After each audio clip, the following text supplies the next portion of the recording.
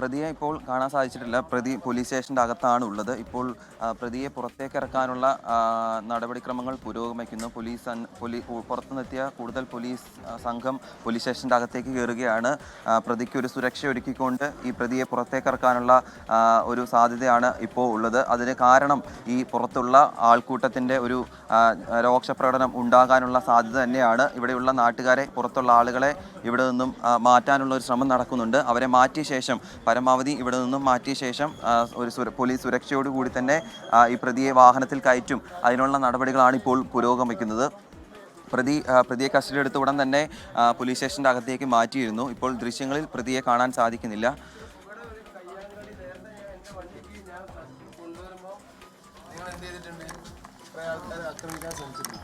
ഇവിടുന്ന് എടുത്തു കഴിഞ്ഞാൽ അതേപോലെ ആയിരിക്കില്ല. അവൻ പോകുന്നതിൻ്റെ കൂട്ടത്തിൽ വേറെ കുറേ ആൾക്കാർ ഇതിനകത്ത് കയറേണ്ടി വരും. അപ്പം വേണ്ടാത്ത പണിക്ക് നിൽക്കരുത്. നിങ്ങൾ കുറച്ച് വിട്ട് നിൽക്കല്ലാരും. നിങ്ങൾക്ക് ഉള്ള രോഷം ഞാൻ മനസ്സിലാക്കുന്നു. നിങ്ങൾ ചെയ്യണതിന് ഞാൻ കുറ്റം പറയണമെന്നില്ല, പക്ഷെ അത് ഇതിൻ്റെ മുന്നിൽ നടക്കില്ല. പോലീസ് സ്റ്റേഷന് മുന്നിൽ ചെയ്യാൻ പാടില്ല. അതുകൊണ്ടാണ് ഒന്ന് മാറി പ്രവിത, ഈ മെഡിക്കൽ കോളേജ് CI ആയിട്ടുള്ള ജിജീഷിന്റെ വാക്കുകളാണ് കേട്ടത്. മുമ്പ് ഞാൻ സൂചിപ്പിച്ച പോലെ തന്നെ ജനങ്ങളുടെ ഭാഗത്തുനിന്ന് ഒരു രോഷപ്രകടനം ഉണ്ടാകാനുള്ള സാധ്യതയുണ്ട്. അത് ഉണ്ടാകാൻ പാടില്ല എന്ന കാര്യമാണ് CI തന്നെ ഇപ്പോൾ ഇവിടെ ആളുകളോട് പറഞ്ഞിട്ടുള്ളത്. അവരുടെ രോഷപ്രകടനം, നിങ്ങളുടെ മാനസികാവസ്ഥ ഞങ്ങൾക്കറിയാം, പക്ഷേ അത് പോലീസ് സ്റ്റേഷന് മുന്നിൽ ഉണ്ടാകരുത്, അത് പരമാവധി ഒഴിവാക്കണം എന്ന കാര്യം CI തന്നെ ഇവിടെ കൂടിയിരിക്കുന്ന ആളുകളോട് പറഞ്ഞിരിക്കുകയാണ്.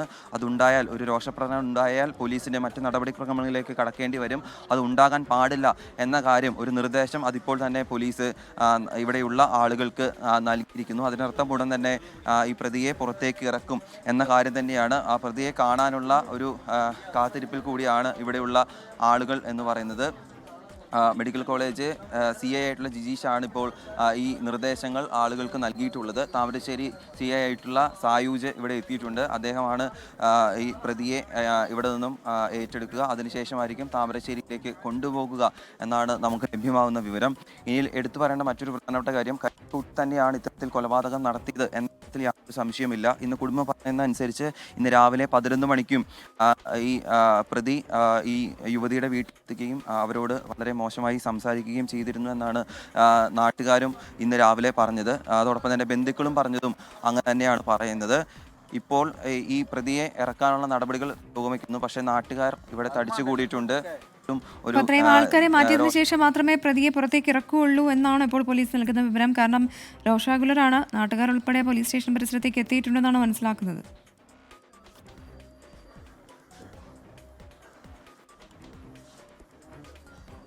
പ്രവിത, തീർച്ചയായിട്ടും അങ്ങനെ തന്നെയാണ്. നിങ്ങൾ ഈ സംഭവം അറിഞ്ഞു വന്നാണോ ഇവിടേക്ക്? ഞങ്ങളോ ഈ സംഭവം അറിഞ്ഞു വന്നാണോ നിങ്ങൾ പ്രതിയെ കാണാൻ വേണ്ടി? നിരവധി ആളുകളുണ്ട്, ഒരു 100ഓളം ആളുകൾ ഇവിടെയുണ്ട്. നിങ്ങൾ ഈ സംഭവം അറിഞ്ഞ് പ്രതിയെ കാണാൻ വേണ്ടിയിട്ട് വന്നതാണ്? പ്രതിയെ കാണാൻ വേണ്ടിയിട്ടൊന്നും വന്നതാണ്. ഞങ്ങൾ ഇത്രയും നേരം അവിടെ കാട്ടിലും ബയോണയും അവിടെയും ഇവിടെയും പോയി തിരഞ്ഞത്, അവനെ കിട്ടിയില്ല എന്ന് കണ്ടപ്പോൾ.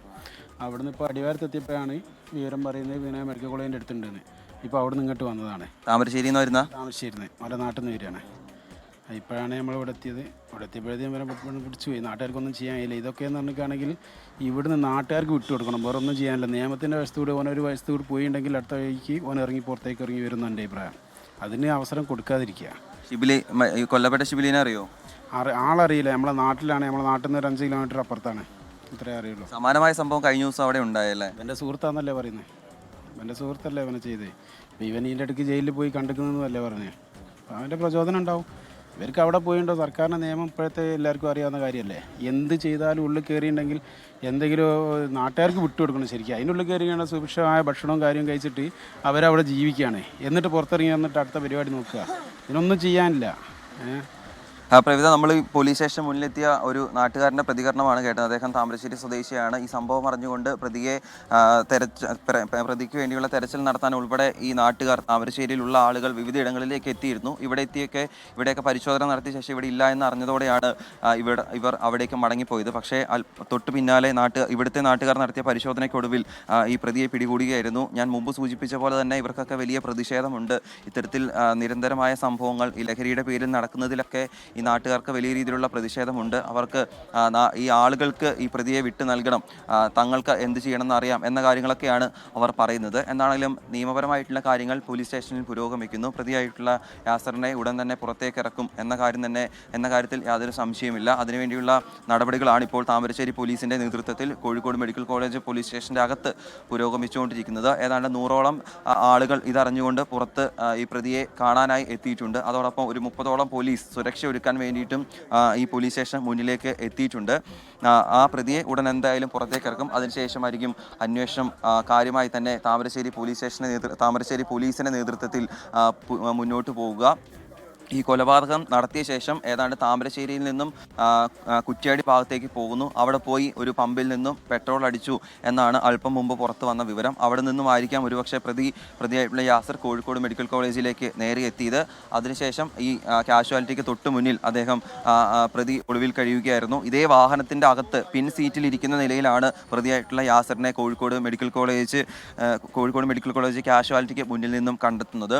പോലീസ് പറഞ്ഞ മറ്റൊരു പ്രധാനപ്പെട്ട കാര്യം, ഈ കാറിൻ്റെ മുൻചില്ല് പൊട്ടുന്നു എന്ന കാര്യങ്ങൾ കൂടി ആളുകൾക്ക് മനസ്സിലാക്കാനായി പറഞ്ഞിരുന്നു. ഈ പോലീസ് നൽകിയ വിവരങ്ങളെല്ലാം നാട്ടുകാർക്ക് ഈ പ്രതിയെ കണ്ടെത്തുന്നതിന് സഹായകരമായി എന്നതാണ് എടുത്തു പറയേണ്ട കാര്യം. അതിനൊടുവിലാണ് തെരച്ചിലിനൊടുവിലാണ് പ്രതിയെ കസ്റ്റഡിയിലെടുക്കാൻ സാധിച്ചിട്ടുള്ളത്.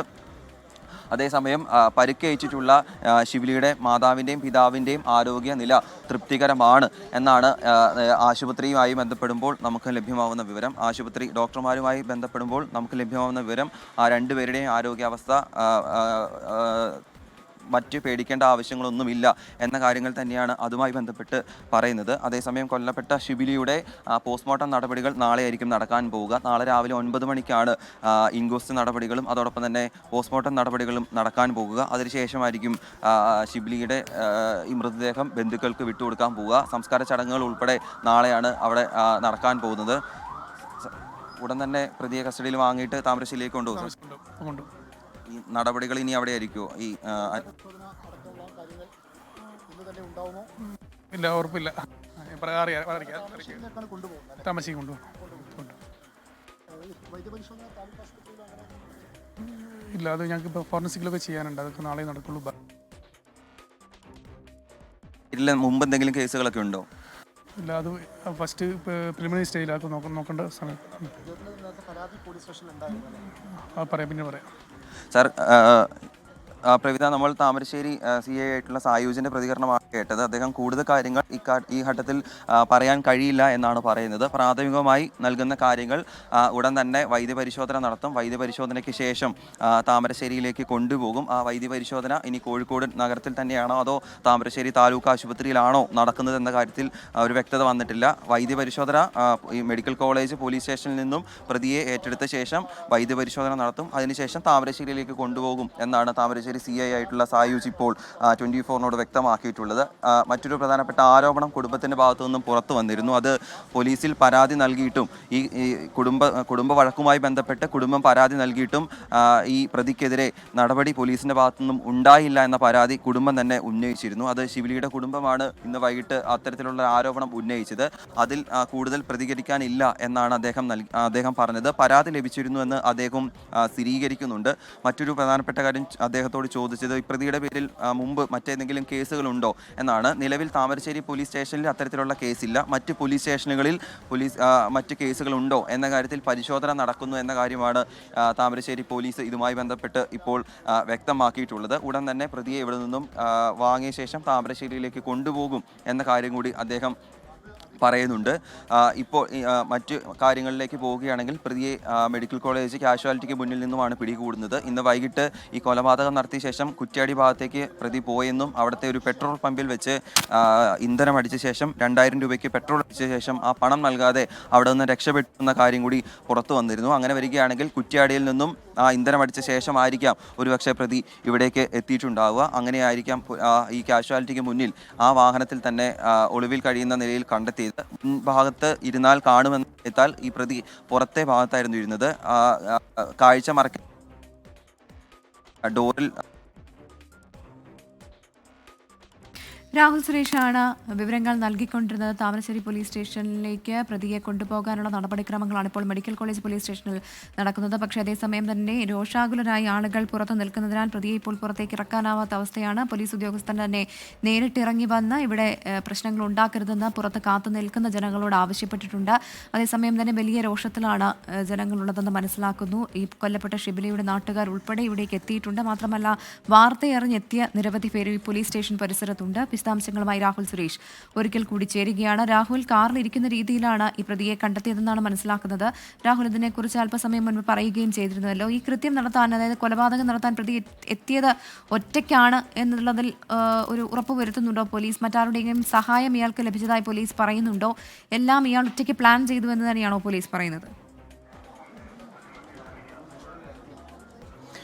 പ്രവിത, നിലവിൽ ഈ കേസിൽ മറ്റാളുകൾക്ക് പങ്കില്ല എന്നാണ് പോലീസിന്റെ ഒരു പ്രാഥമിക വിവരം. അതായത് നാട്ടുകാർ നൽകിയ വിവരം അനുസരിച്ച് പ്രതി ഈ വാഹനത്തിൽ തന്നെ, അതായത് നമ്മൾ മുമ്പ് കണ്ട ആൾട്ടോ വാഹനത്തിൽ തന്നെ ഈ കൊല്ലപ്പെട്ട ഷിബിലയുടെ വീട്ടിലെത്തുന്നു. അതിനുശേഷം വീട്ടിലുള്ള ആളുകളുമായി നേരിയ വാക്കേറ്റം ഉണ്ടാകുന്നു. ആ വാക്കേറ്റത്തിനൊടുവിൽ രണ്ടാമത്തെ തവണയാണ് ഇന്ന് തന്നെ വാക്കേറ്റം ഉണ്ടാകുന്നത്. ഇന്ന് രാവിലെ 11 മണിക്ക് ഷിബിലയുടെ വീട്ടിലെത്തുകയും ഷിബിലയുമായി ചില വാക്കേറ്റം ഉണ്ടാവുകയും അസഭ്യം പറഞ്ഞ ശേഷം പ്രതി അവിടുന്ന് രക്ഷപ്പെട്ടുമെന്നുമാണ് ഈ ബന്ധുക്കൾ പറയുന്നത്. അതിനുശേഷം വൈകിട്ടാണ് വീണ്ടും വീട്ടിലെത്തുകയും ഇത്തരത്തിൽ കൊലപാതകം നടത്തുകയും ചെയ്യുന്നത്. ആദ്യം ഷിബിലേനെ വെട്ടുകയായിരുന്നു. പിന്നാലെ ഈ മാതാപിതാക്കൾ ഇതിൽ ഇടപെട്ടതോടെയാണ് അവർക്ക് നേരെയും ആക്രമണം ഉണ്ടാകുന്നത്. അങ്ങനെയാണ് ഷിബില സംഭവ സ്ഥലത്ത് വെച്ച് തന്നെ മരിച്ചു എന്നാണ് പോലീസുമായി ബന്ധപ്പെടുമ്പോൾ ലഭ്യമാകുന്ന വിവരം. മറ്റു രണ്ടുപേരെ ആദ്യം മാതാവിനെയും പിതാവിനെയും താമരശ്ശേരി താലൂക്ക് ആശുപത്രിയിൽ പ്രവേശിപ്പിച്ചു. പക്ഷേ ആരോഗ്യനില അല്പം ഗുരുതരമായതിനാൽ അതിനുശേഷം കോഴിക്കോട് മെഡിക്കൽ കോളേജിലേക്ക് മാറ്റുകയായിരുന്നു.